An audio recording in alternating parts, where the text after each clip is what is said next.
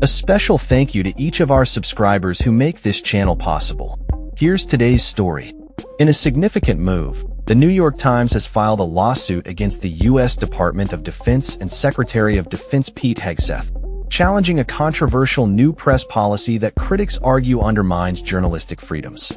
The lawsuit, lodged in the U.S. District Court for the District of Columbia, seeks to overturn the policy instituted last month, which mandates that journalists acknowledge potential security risks associated with their inquiries into classified and unclassified information.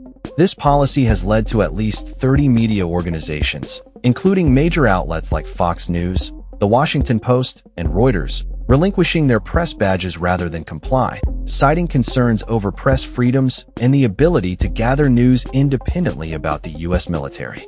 The New York Times claims that the policy infringes upon First Amendment rights to free speech and due process, warning it could deprive the public of essential information regarding the military and its leadership. Charlie Stadlander, a spokesperson for the Times, stated, "The policy is an attempt to exert control over reporting the government dislikes, in violation of a free press right to seek information under their First and Fifth Amendment rights protected by the Constitution." Among the plaintiffs is New York Times reporter Julian Barnes, who argues that the restrictions hinder the essential role of journalists in holding the government accountable. The Pentagon's new policy, which claims to protect sensitive information under the First Amendment, simultaneously threatens to revoke press badges for journalists who seek information deemed unauthorized. This has raised alarms among media professionals who fear that such measures could lead to self-censorship and a lack of transparency in government operations. Traditionally, credentialed reporters have had access to unclassified areas within the Pentagon, allowing them to engage directly with department spokespeople. However, with the recent exodus of established media outlets, the Pentagon has begun to fill its press corps with pro-Trump outlets and individuals, including controversial figures like Laura Loomer and Mike Lindell.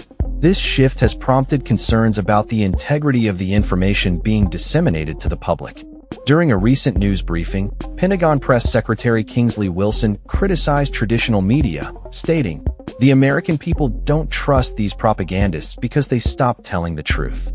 The New York Times lawsuit follows a previous legal action by the Associated Press against the Trump administration over restricted press access.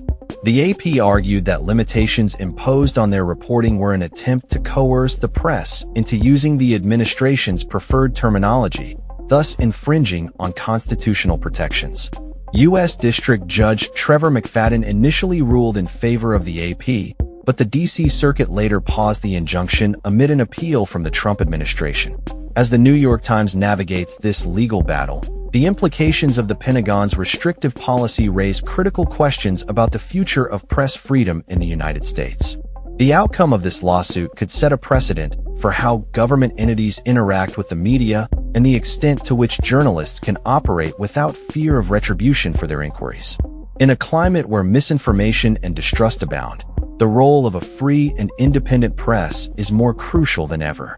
The public deserves access to accurate and comprehensive reporting on military operations and government actions.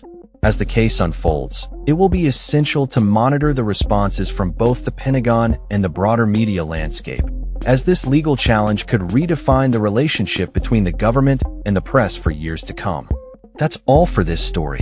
We upload videos every day covering many different subjects, so hit that subscribe button to stay informed. Thanks for watching.